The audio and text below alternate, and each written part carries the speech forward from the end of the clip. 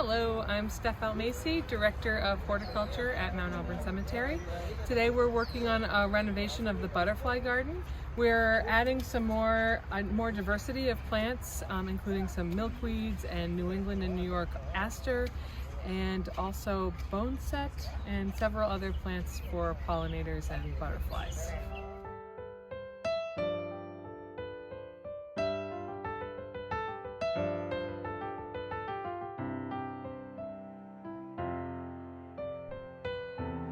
And some of them were planted for butterflies or pollinators in mind already, close to maybe 15 years ago or so. I'm not sure on the date, but we have Baptisia.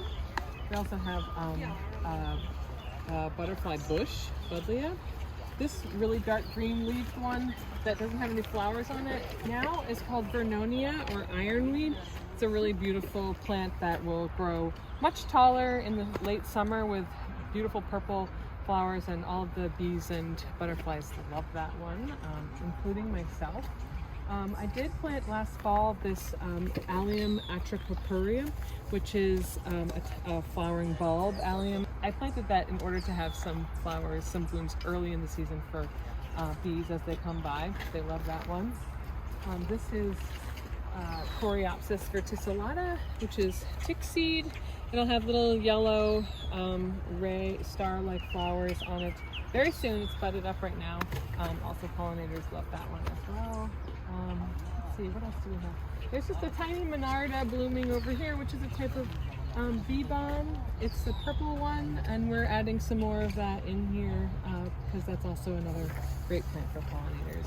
A lot of these are all native plants that we like to encourage here. This plant is Asclepias tuberosa. It's butterfly weed. This is going to have orange flowers very shortly. You can see the buds here right now. This one is very well liked by monarch butterflies. Basically, we're planting plants for nectar and also for habitat and for continuing life stages.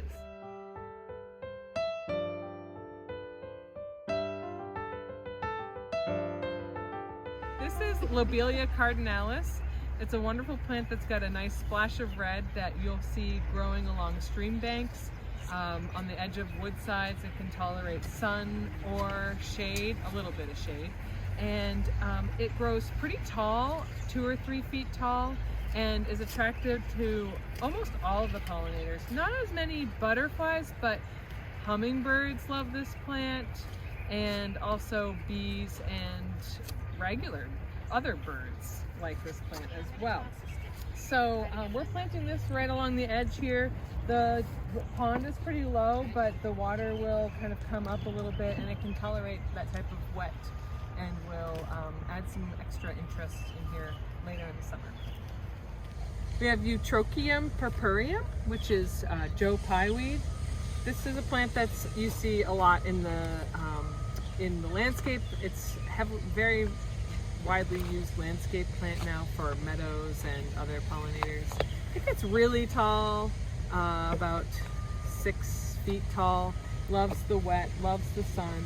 And as you can see right now, these caterpillars are attracted to these little plants, and we're not sure which ones they are, but they're eating it, which is food for birds, or it's also just a sign of this healthy ecosystem that we have going on here. The plant will get to be a giant clump like this and have really beautiful pinky purple flowers on it in August, September, and is another great attractor for butterflies and bees.